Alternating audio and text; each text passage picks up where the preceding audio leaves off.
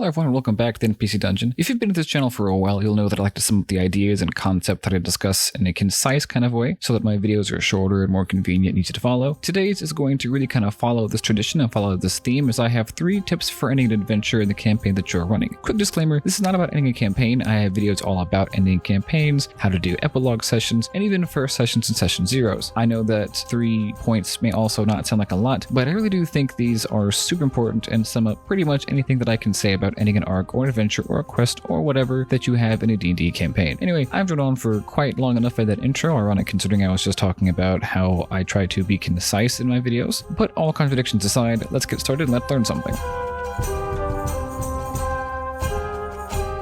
First up is a point that isn't always completely necessary, but if you're running a more serial style campaign, provided that this isn't the last adventure in the campaign, I highly recommend ending with some kind of hook for the next adventure. Basically, if you're running a more serial kind of campaign, or a campaign where every adventure, quest, etc. is strung together into some kind of overall story, as opposed to a more episodic campaign, or a campaign where all of the quests that you send your players on aren't really connected, maybe they're adventurers seeking work or detectives investigating different mysteries, it's best to make sure that the end of the adventure will become, or at least seamlessly blend into, the beginning of another. Now, these more serial kind of campaigns are the kinds of campaigns that I typically run, so I tend to do a lot of these. So I'm going to list off a few simple examples of how you might do this before going on to my next point. My favorite example, and one that I keep coming back to on this channel, is a prison break. I honestly don't know why I gravitate so much towards them, but they are really easy to transition to. Let's say you have your players on some kind of heist mission. Maybe they get caught and end up in a prison where they have to escape. Another example could be a quest where your players are sent to clear out a dungeon, but maybe they find a person stranded inside and it becomes a rescue mission. And for an example from my more recent work, maybe there was a very powerful potential benefactor watching them do whatever quest they were completing before they finished it, and once they were done, decided to recruit them to complete a job for them. Now, obviously, what adventures your players embark on and how you transition between them depends on the campaign that you're running and what's going on in it, but it really demonstrates just how useful stepping back and planning ahead can be. If you already have a few ideas in mind for the next arc and how to get there, then transitioning to it will be a breeze. And as one last little note, I like to leave the transition between arcs in between sessions. What I mean is this: I don't like to start a whole new arc in the middle of a session, so I'll try to plan so that when the current arc ends, so does the session we're playing at the time. That's so that I can pick back up with a new adventure next session. This requires you to plan ahead, know basically how long it takes your group to complete certain types of encounters, and also know when to stop. And to go into a little bit more detail on that last point, knowing when to stop might mean having an NPC give them a new quest at the end of the session, and then picking back up next session after that. Obviously, this depends on how much time you have left before you have to wrap up, and where you are on the session, like what's going on in it. It might also mean ending before any of that junk can occur if the transition you're going for is less direct than that. But I kind of got a little bit off topic there, so I'm going to just move on to my next point, and it is rewards.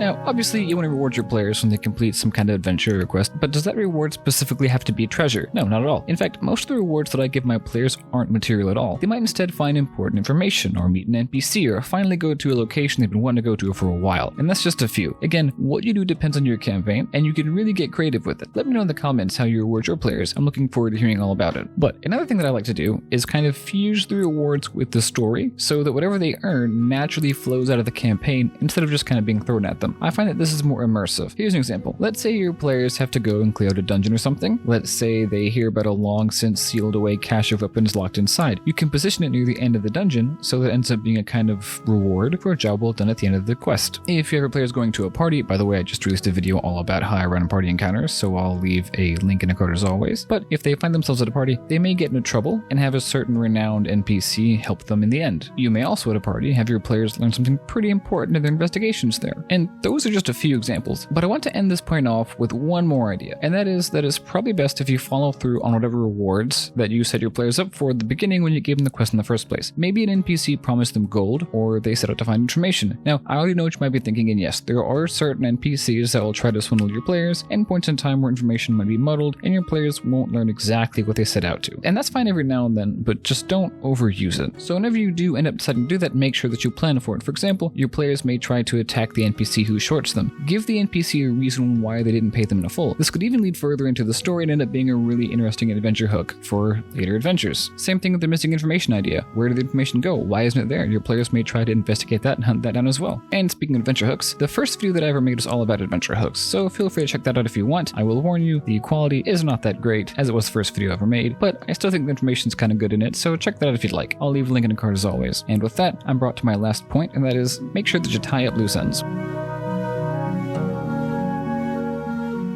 This one's pretty simple. Now, obviously, if you're running a more investigative kind of campaign, there usually will be some loose thread, but this should be an obvious thread, and it should intrigue your players and push them on to the next adventure. And as you might have guessed, I have a video all about mysteries, so I'll leave a link in a card. And even in serial campaigns, there should be questions that push them forward. One might be, why is that NPC helping us? Another could be, is that sword I found in that dungeon cursed? But the difference here is that most of, if not all of the questions and loose ends that emerge as a result of the specific adventure or quest that your players just finished should be answered by the end of that specific adventure or quest. For example, if a player runs into an NPC from their backstory, they should probably at least know why. The whole point of this is to keep confusion at a minimum. Obviously, you're going to have some open questions and loose end, but the moral of the story here is that you need to plan ahead and know, at least for the most part, when they're going to arise, so they're at least mostly on purpose. And that's it. I hope you enjoyed this video. I hope that you found it useful. Thanks so much for watching. If you liked it, feel free to leave a like if you want to. It lets me know what I'm doing well and what I'm doing not so well. And you can also leave a comment if you want. Let me know if you like these tips, if you found them useful, or even if you completely disagree and have some other ideas. I love reading your comments and almost always respond. And if you really like this video, feel free to subscribe since you know when I release new ones. Also, come back next week where I'll talk about how I go about designing dungeons, and I'll give some tips on that. That should be really fun. Again, thanks for watching. I really appreciate it. Until next time, let's learn something.